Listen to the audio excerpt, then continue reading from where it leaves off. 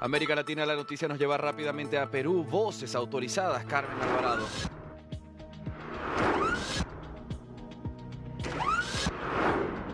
¿Cómo estás, Andy? Muy buenas noches. Seguimos actualizando la información desde la capital peruana para todo nuestro auditorio de América Latina. Y en estos momentos yo me encuentro con una voz más que autorizada. Hay que escucharlo, claro que sí, para mostrar la postura del doctor Joseph Campos, abogado de Dina Boluarte, la mandataria del Perú, en el caso de las manifestaciones que hubo en diciembre del 2022 y enero del 2023. ¿Por qué? Voy a poner en contexto algo rapidito. Una demanda competencial precisamente que surge de la Procuraduría General de la República del Perú para ver también los límites o el accionar del Ministerio Público y del Poder Judicial en todos los casos que involucra a la mandataria. Por eso hemos venido hasta aquí, le agradezco por abrirme este espacio, sus puertas, y también que nos pueda comentar sobre esta demanda competencial.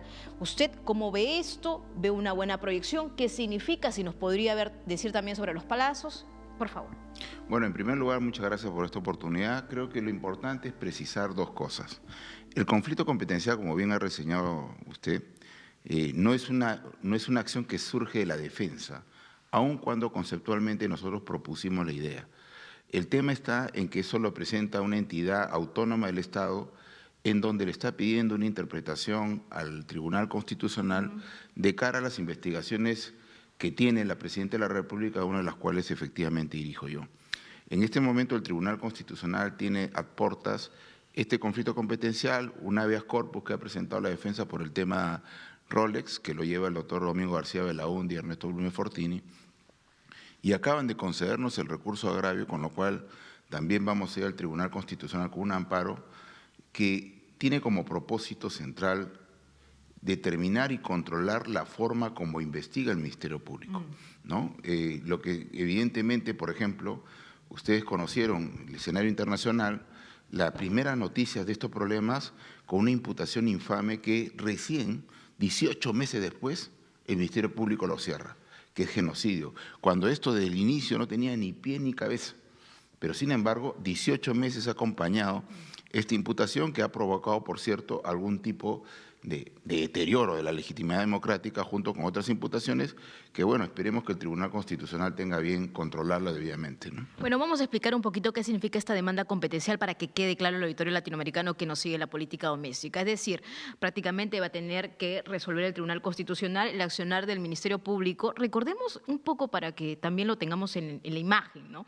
El allanamiento a la casa de Dina Boluarte, el proceder, ¿no?, del Ministerio Público, también acompañado del EFICOP, pero también, por otro lado, lo que ha significado la posición del Poder Judicial. ¿Qué significa esta demanda competencial? ¿Se están metiendo las narices en sus asuntos que realmente no le compete a un sector? A ver. La demanda competencial es un proceso constitucional en virtud de la cual se establece la forma correcta como se ejercitan las competencias que están asignadas a cada institución.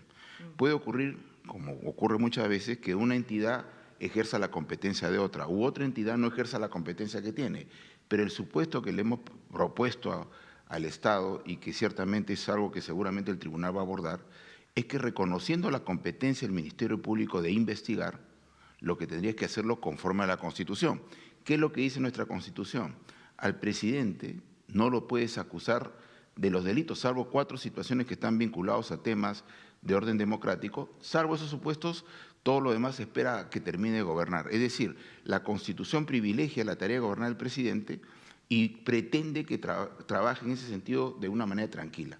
Sin embargo, hoy se ha habilitado una línea jurisprudencial para que pueda investigarse todo.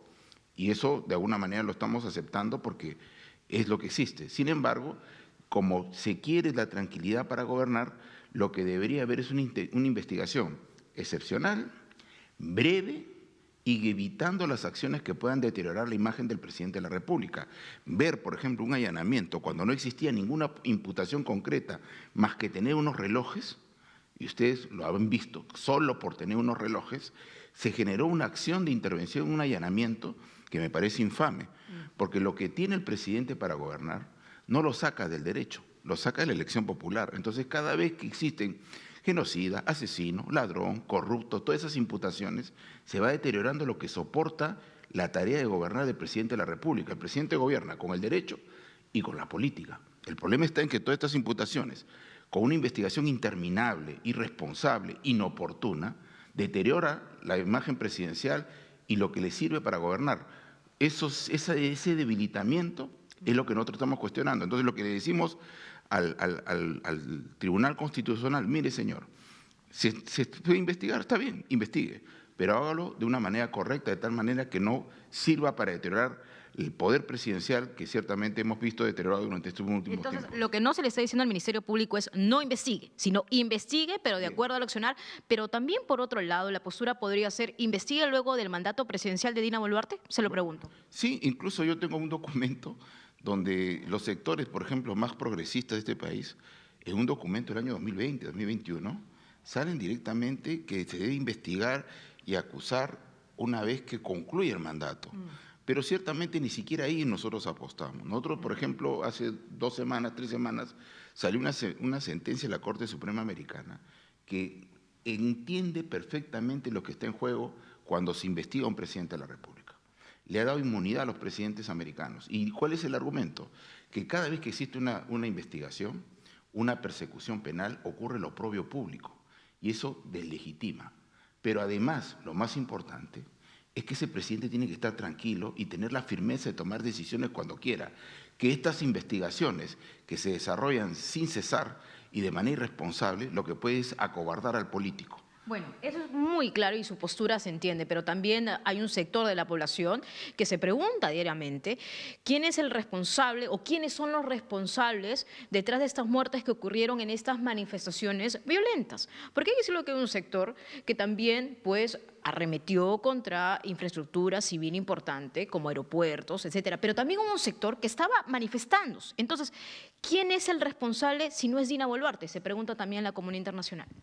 Porque lo importante es establecer lo siguiente. La protesta es un concepto de contenido jurídico, definido en el sistema interamericano y en el sistema constitucional peruano, y no ampara la violencia. Como bien has dicho, ha habido toma de carreteras que provocó 2 niños muertos, de los que no se habla, tuvo toma de aeropuertos, destrucción de la propiedad pública y privada, asesinato de policía, mataron a un policía, lo quemaron, ¿no? Con lo cual acá hay intenciones evidentes y 6 militares, para evitar una confrontación, murieron en un río. Todo esto conforma algo que tenía que controlarse. El controlar el orden público es un deber constitucional del presidente de la República. Y cuando nosotros hemos visto en ese momento qué es lo que hizo la presidenta fue controlar el orden público respetando los derechos humanos. El político que no tiene competencia militar ni policial aprueba esa decisión en un Consejo de Ministros. Eso lo traslada al ministro del sector y ese ministro del sector se lo da como instrucción al que sí se estudió en una escuela militar, al que sí estudió en una escuela policial, y esa orden va bajando hasta cómo se cumple. Lo que tenemos que verificar primero, antes incluso de investigar a la presidenta, es qué pasó en cada lugar. Pero lo que me está diciendo en resumen es investigar la cadena de comunicación y de ejecución del acto. Y la cadena de ejecución respecto a lo que representa la acción concreta, ¿no? Porque el político agota su responsabilidad. Mire, para ser presidente puede ocurrir una sola situación, ganar una elección. Como es presidente, es jefe supremo de las Fuerzas Armadas y policiales. Siendo presidente en esa situación, puede ser hasta una persona que deteste las armas y puede ser presidente de la República.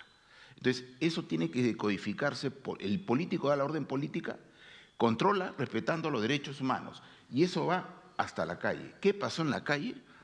Eso es lo que se tiene que determinar, porque puede haber habido muertos en 3 circunstancias mínimamente. Primero, por el mal uso de un policía o un militar, que se tiene que investigar y sancionar. Segundo, por el buen uso del arma de un policía y un militar. Y tercero, hasta la casualidad del error infame, lamentable. Entonces, si se investiga directamente a la presidenta de la República, yo estoy dando por sentado que todo lo que pasó estuvo mal. ¿Qué pasa con ese policía, con ese militar? Bueno, largo trabajo tiene el Ministerio Público, porque si entendemos también esta argumentación de la defensa técnica de la mandataria, es analizar la cadena de mando y también muchos se preguntan la responsabilidad política de la mandataria, ¿no? Al respecto, ¿considera usted que ahí se abre un capítulo de reflexión o tal vez de debate? Pero en todo caso eso no le corresponde al Ministerio Público. Ajá. El Ministerio Público da solamente responsabilidades jurídicas. Ajá. ¿Ya? Pero en cualquier caso, lo primero que se tiene que determinar para respetar el derecho de defensa de ese policía, ese militar, que es el que sufre la investigación, que es el que eventualmente puede ir hasta prisión, a ese policía que le pedimos compromiso en toda América de enfrentar el crimen y, sin embargo, en este momento, cuando yo investigo a la presidenta directamente, estoy dando por sentado que eso está mal. Entonces, ese policía debilita su defensa.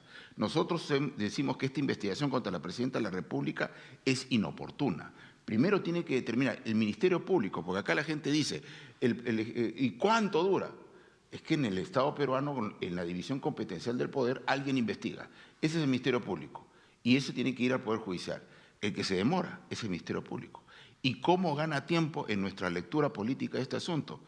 Gana tiempo con el fuego artificial que supone investigar a la presidenta de la República sin esperar y desarrollar la tarea que le corresponde ahí, caso por caso, y respetando el derecho de defensa de los policías y los militares, que, ojo, pudo haber ocurrido como si el suboficial Sonco, muerto, apedreado y luego incinerado, hubiera usado su arma y si hubiera matado a uno o dos, no hubiera tenido responsabilidad penal. Correcto. Ojo. Correcto. Yo le agradezco mucho por su participación al doctor Joseph Campos. Y igual nosotros de la misma forma, Andy, vamos a ir monitoreando caso por caso, porque se está individualizando caso por caso los asesinatos también de nuestros connacionales, porque también piden justicia a los familiares. Hay que entender también la otra parte y entender también la postura. Por eso invitamos a todas las voces para que puedan hablar con nosotros, Andy, Sí, contigo en estudios. Mirar ambas caras de la moneda y después hacer una conclusión fundamentada. Carmen Alvarado, gracias por esta información. Tengan ambos una buena noche.